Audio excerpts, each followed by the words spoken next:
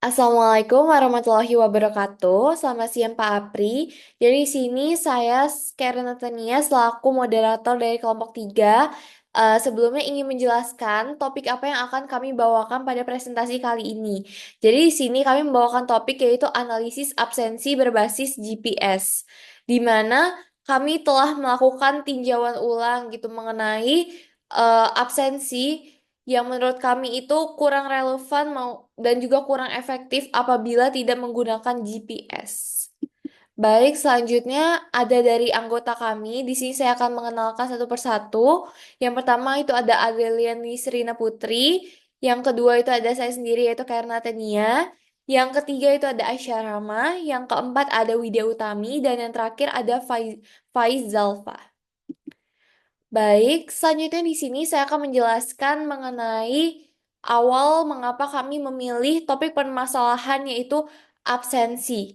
Di mana di sini kami telah melakukan peninjauan ulang mulai dari nanti di slide-slide selanjutnya akan dijelaskan oleh teman-teman saya itu ada mengenai fitur utama dari absensi berbasis GPS ini, terus juga ada tinjauan ulang atau analisis dari kelayakan. Terus yang ketiga ada juga dari investigasi yang telah dilakukan dan yang terakhir itu ada yang namanya evaluasi pastinya dari sistem absensi berbasis GPS sendiri ini agar nantinya ke depannya bisa lebih baik lagi. Nah, di sini sebelumnya itu ada pastinya topik permasalahan yang muncul dengan absensi secara offline. Yang pertama di sini kita bahas yaitu rentan manipulasi di mana mahasiswa ataupun karyawan atau penggunanya sendiri itu ketika kita menggunakan absen secara manual, mereka juga sendiri itu bisa dinamakan tipsen atau titip absen. Mulai dari mereka mungkin nantinya menitipkan tanda tangannya atau ditirukan tanda tangannya. Seperti itu. Dan itu pun menurut kelompok kami itu telah masuk ke dalam plagiarisme gitu.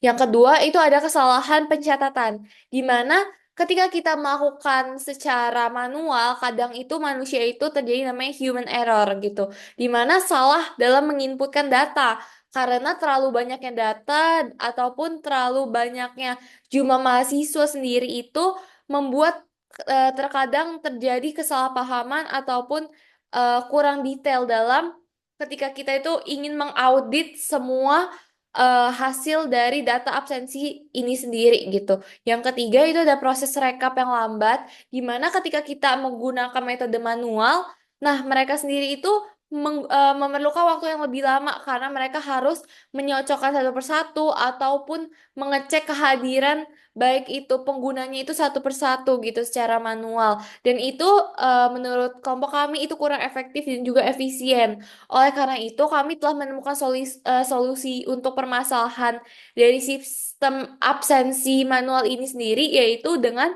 absensi berbasis GPS, di mana kehadirannya itu lebih akurat juga untuk nantinya ketika diaudit ataupun direkap dan juga lebih efisien dari segi waktu, dari segi tenaga yang diperlukan juga itu akan lebih singkat seperti itu. Untuk slide selanjutnya tentunya akan dijelaskan oleh teman saya.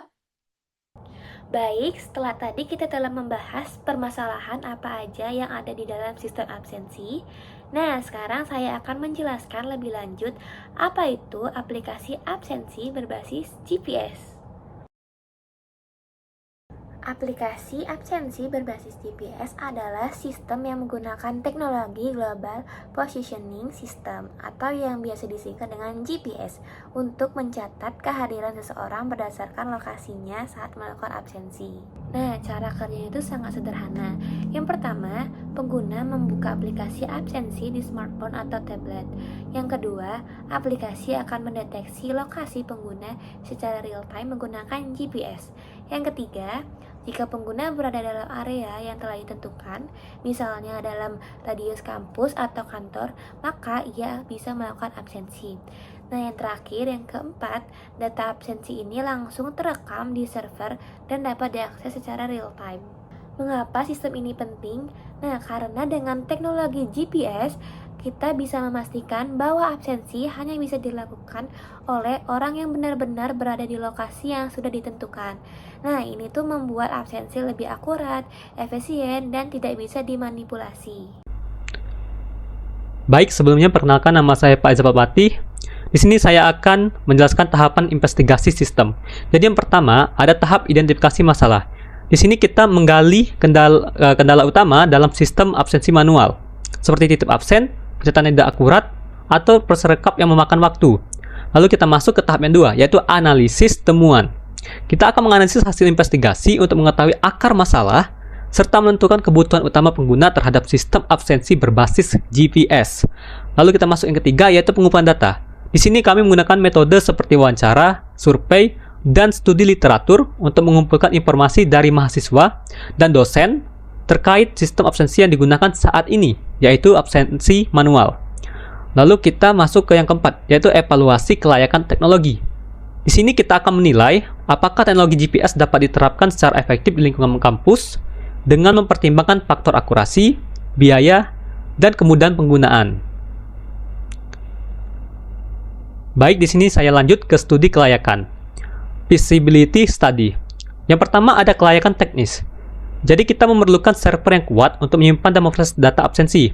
Lalu yang kedua, GPS harus memiliki akurasi tinggi agar sistem tidak salah mendeteksi lokasi pengguna. Lalu yang ketiga, harus kompatibel dengan berbagai perangkat dan sistem operasi seperti Android, iOS, web. Lalu kita masuk ke yang kedua, yaitu kelayakan hukum. Jadi di sini kita harus memastikan bahwasanya data pribadi pengguna aman sesuai regulasi seperti Undang-Undang Perlindungan Data Pribadi. Lalu kita tidak boleh melanggar privasi dengan melacak lokasi pengguna di luar jam kerja. Baik, kita akan masuk ke kelayakan ekonomis yang berbicara tentang biaya. Di sini biaya pengembangan aplikasi relatif tinggi tetapi menghemat pengeluaran jangka panjang dibandingkan absensi manual ataupun fingerprint. Lalu kita bisa mengurangi biaya pengelolaan human resource karena sistem otomatis membuat laporan kehadiran.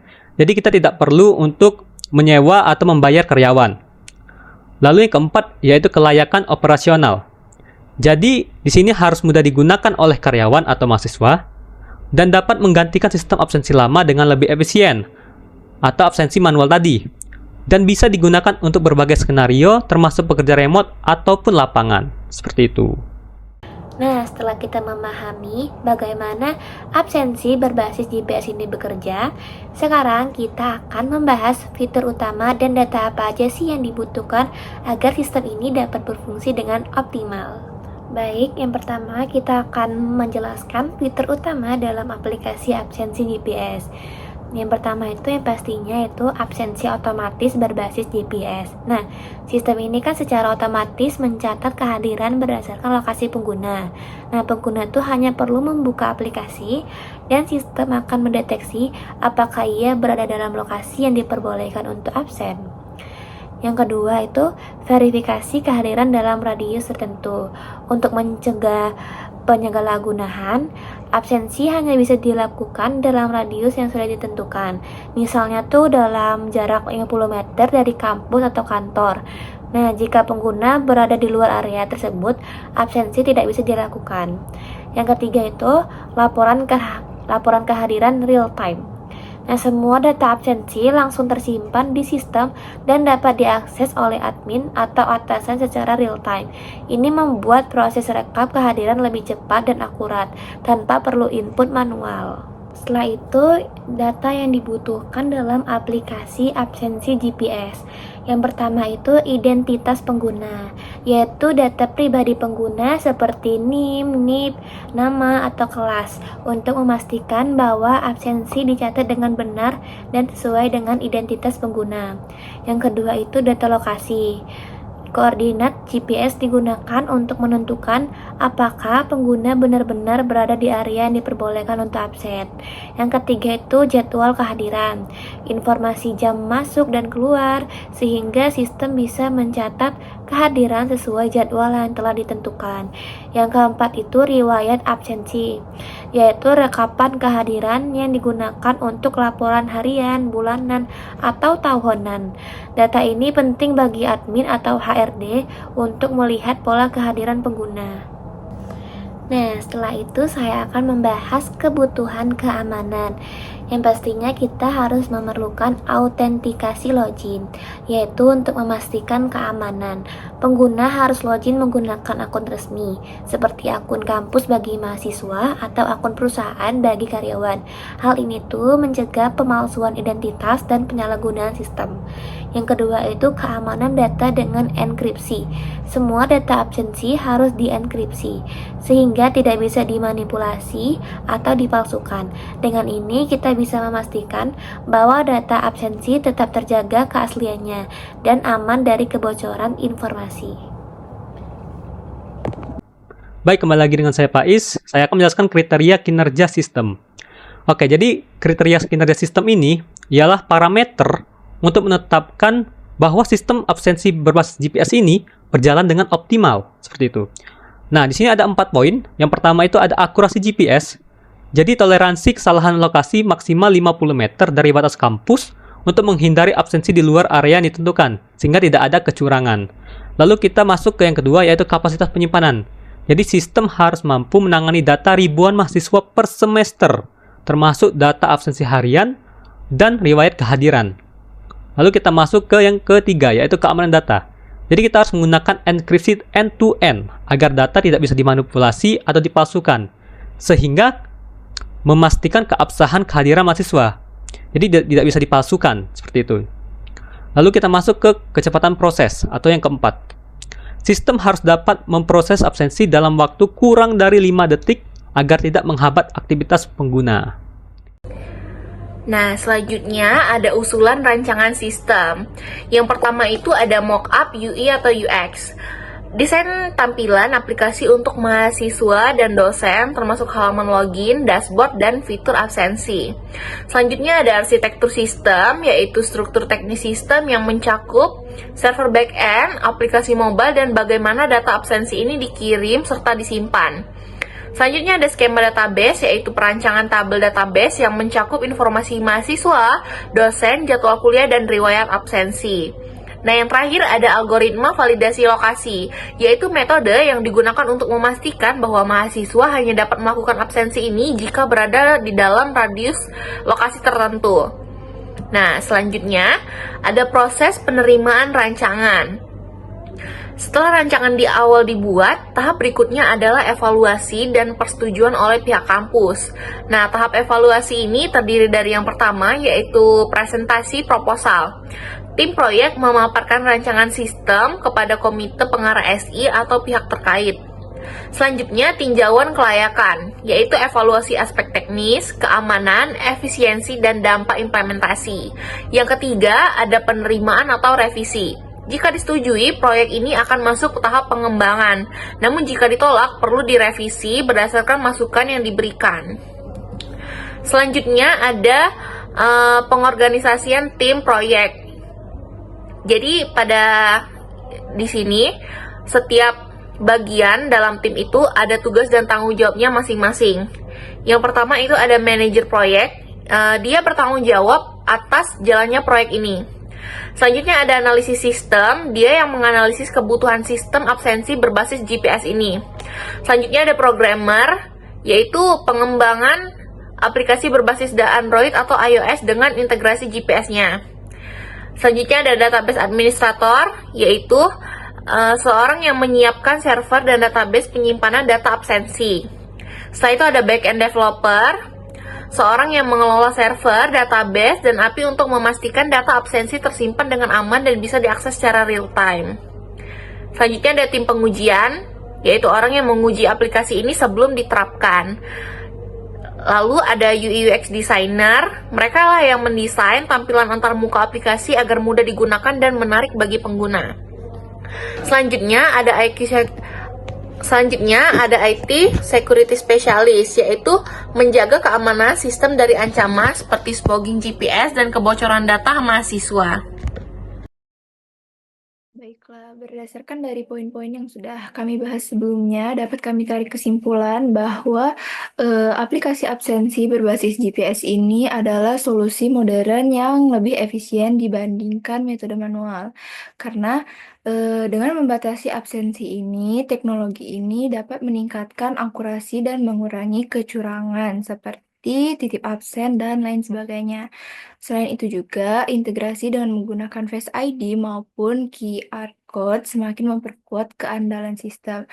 Meskipun ada beberapa tantangan seperti sinyal GPS dan biaya, tapi keunggulan dalam fleksibilitas dan efisiensi menjadikan pilihan ini lebih berpotensi untuk sistem absensi akademik di masa depan. Nah, mungkin dengan ini pihak perguruan tinggi dapat mempertimbangkan absensi berbasis GPS ini karena dengan teknologi ini absensi bukan hanya lebih praktis tetapi juga lebih aman dan akurat. Baik, setelah mendengarkan penjelasan dari saya sendiri maupun teman-teman kelompok saya harap apapun yang kami telah berikan, yang telah kami jelaskan, kiranya bisa membawa inovasi baru, baik itu untuk absensi dari universitas sendiri, ataupun untuk perusahaan-perusahaan lain yang kiranya ingin sistem absensi yang lebih akurat dan juga efisien, itu dalam menggunakan GPS. Dan apabila ada kesalahan kata atau kurang dari penjelasan kami, kiranya kami dari kelompok 3 mohon maaf agar kiranya setiap hal yang kami berikan bisa bermanfaat dan kami ucapkan wassalamualaikum warahmatullahi wabarakatuh.